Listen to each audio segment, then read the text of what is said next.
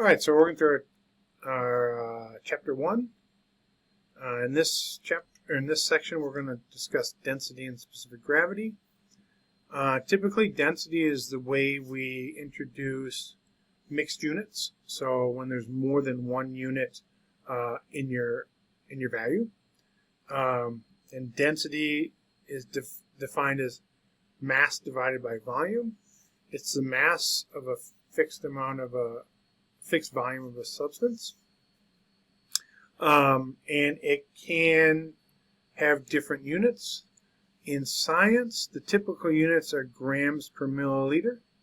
But remember, a milliliter and a centimeter cubed are the same things, or cubic centimeter. So grams per milliliter or grams per centimeter cubed is the same thing, because a milliliter is a centimeter cubed. So when we read this, we read the unit on top first, and then we say per the unit on the bottom. So grams per milliliter or grams per centimeter cubed. And this is grams per milliliter or grams per cubic centimeter are typically the units we report densities of solids and liquids. And then for gases, because there's so much less gas per unit volume, we typically report densities of gases with units of grams per liter, because a liter is a bigger volume, so it gives us a chance to have more molecules in there. Okay, some typical densities down here. Water at room temperature has a density of 1.00 grams per milliliter, grams per cubic centimeter, same thing. We can see that ethanol, drinking alcohol, has a density that's less than water. Iron and gold, both metals, both solids, are going to have densities that are a bit higher than water. Iron being 7.87, and then gold being 19.32. Gold's pretty dense stuff. Another term you're going to see, especially in the medical field, is specific gravity. And specific gravity is used as a comparison of the density of something to the density of water. So specific gravity is defined as the density of the substance, whatever you're dealing with, in grams per milliliter, divided by the density of water in grams per milliliter. Now, at room temperature, we're dividing by 1, because we just said the density of water at room temperature was 1.00 grams per milliliter. Okay, so all this really does at room temperature is cancel the units. So specific gravity is unitless. There's no units on specific gravity. And it's just a ratio of the density of whatever you're talking about to the density of water. And since we're dividing by 1 at room temperature, if you're doing this at room temperature, the density of the substance and the specific gravity of the substance are basically the same, except specific gravity is unitless, while density has units of grams per milliliter. Okay, so for example, the specific gravity is used in medicine to determine how healthy your kidneys are. Typically, the specific gravity of urine for a healthy person should range from 1.002 to 1.030.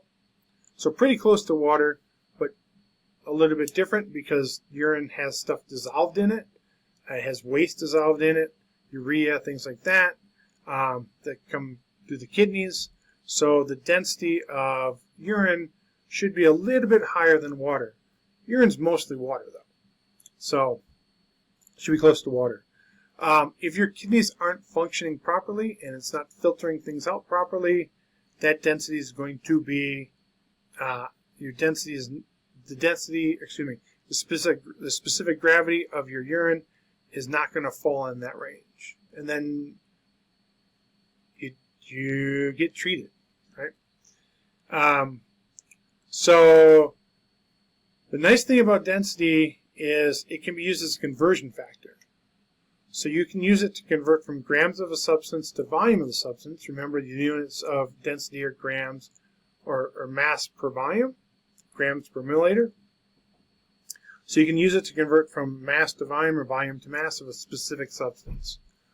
So if we look at the density of iron at 25 degrees Celsius, is 7.87 grams per centimeter cubed. That means that 1 centimeter cubed, or a milliliter, of iron has a mass of 7.87 grams, right? So 1 milliliter of iron is equal to 7.87 grams of iron. We can write it that way too. 1 milliliter or cubic centimeter of iron, Fe, iron is Fe, is equal to 7.87 grams of iron. So we can use it to switch from one to the other. So if you've got volume, you can get mass. If you have mass, you can get volume. So for an example, an adult body typically contains about 4.5 grams of iron at any given time. Right? You have got quite a bit of iron in you for hemoglobin and other functioning parts of your body. So if we want to convert 4.5 grams of iron to volume, we start with what we got, 4.5 grams. And I always write, when I'm doing this, what I've got, 4.5 grams of iron. Now, it's a conversion. So we're going to put our little tracks there. And grams we want to cancel. So the gram part of the density, 7.87 grams of Fe, are 1 milliliter or 1 cubic centimeter of Fe. So in this case, the grams of iron cancel, and we get volume. So give me my calculator here. So 4.5 divided by 7.87 gives me 0.57179 milliliters of Fe. This is multiplication and division. So two significant figures to start. My conversion is 3, so my answer should only have 2. Remember, the leading zeros don't count. So 5 and 7. The number after the 7 is 1, so I'm not going to round up. I'm going to leave it at 7. So my answer should be 0.57 milliliters of Fe. So 4.5 grams of iron is equal to 0.57 milliliters of iron. Okay, going the other way, if we have a volume, we can get to a mass. So the average adult consumes about 0.97 milliliters of iron per year. What is the mass of iron consumed per year? So, same thing, except now I got milliliters, 0.92 milliliters. So I can see I'm going from volume, milliliters, to mass. The only way to do that is with density. So, starting with what I was given, 0.92 milliliters, using density. I want the milliliter part of density to cancel now. So 1 milliliter of iron has a mass of 7.87 grams of iron. My milliliters cancel. I didn't put iron there. Oops. So 0.92 times 7.87, 1.574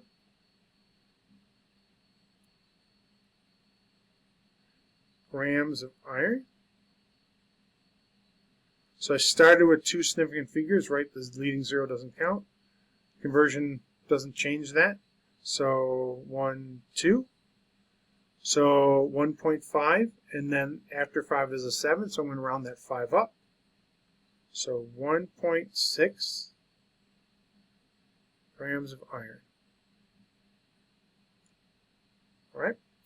So 0.92 milliliters is equal to 1.6 grams of iron. We use density to convert. So anytime you're going from a mass to a volume or a volume to a mass, you have to use density. All right? A couple practice problems here. Again, you should pause this and do the problems, and then come back and make sure, I'll go through them and make sure you did them correctly.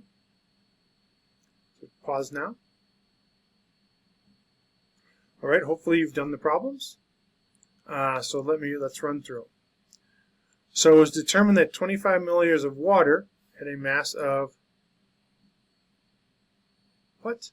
A sample of an unknown liquid was brought into the lab. It was determined that 25 milliliters, this should be of the unknown liquid,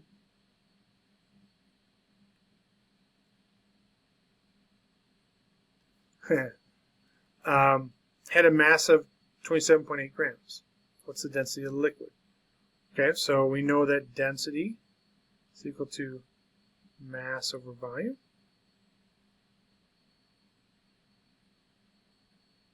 So we're going to take our mass, 27.8 grams, divided by our volume, 25.00 grams, or no, 25.00 milliliters. So that now will be 27.8 divided, 27.8 divided by 25.00, 1.112. And both my units I got to put in there, grams per milliliter. Okay, it's a division problem, so the least number of significant figures that have to start, I should have in my answer. So 3 significant figures in 27.8. There's 4 significant figures in 25. Those trailing zeros count because there's a decimal. So my answer should have 3. 1, 2, 3. The 2 is less than 5, so I'm going to keep that last 1 and not round up. So 1.11 grams per milliliter. So the density of the unknown liquid was 1.11 grams per milliliter. Sorry for the water there. The mass and volume of an odd-shaped piece of metal were determined. The mass of the metal was 83.675 grams, and the volume of the metal was determined by displacement. The metal was placed in 45 milliliters of water. When the metal was submerged, the volume was 76 milliliters. What's the density of the metal? Okay, so basically when we have odd-shaped objects and we want to figure out their volumes and they sink in water, we'll put them in water and see what the difference in the volume is between no object in the water and the object in the water. The difference between the two is going to be the volume of the object. So my volume of my object is going to be 76 milliliters minus 45 milliliters, 45.0 milliliters. 76 minus 45 is 31.0 milliliters. So the volume is 31.0 milliliters. Both had one number after the decimal, so we're going to leave one number after the decimal. So now my density is going to be mass over volume. Mass is 83.675 grams. My volume is 31.0 milliliters. So if I do that calculation, 83.675 divided by 31.0 is 2.69919 grams per milliliter. So, significant figures. This is a division problem. So the mass has 5 significant figures. The volume has 3. So my answer should have 3. 2.69.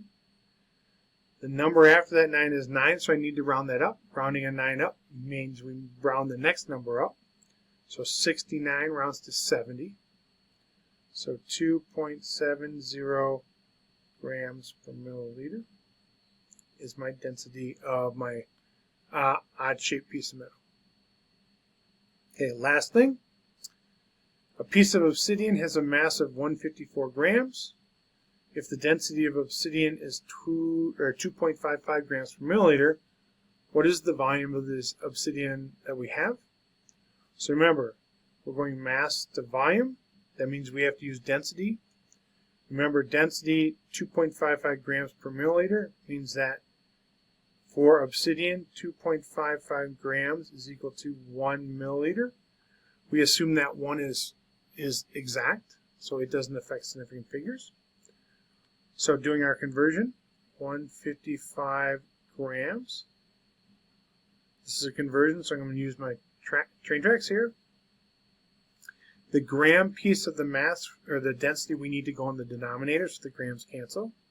2.55 grams of obsidian is 1 milliliter of obsidian. So make sure you use the density of the thing you've got. The grams cancel, and you're just left with milliliters, so you have a volume. So 155 divided by 2.55, 60.784 milliliters. So significant figures. I had 3 to start.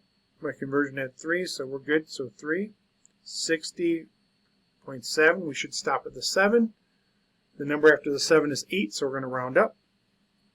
60.8 milliliters. So if we had 154 grams of obsidian, that would mean we'd have 60.8 milliliters of obsidian. That's its volume. All right. So hopefully those are good. If you have any questions on those, please contact me or catch me in office hours.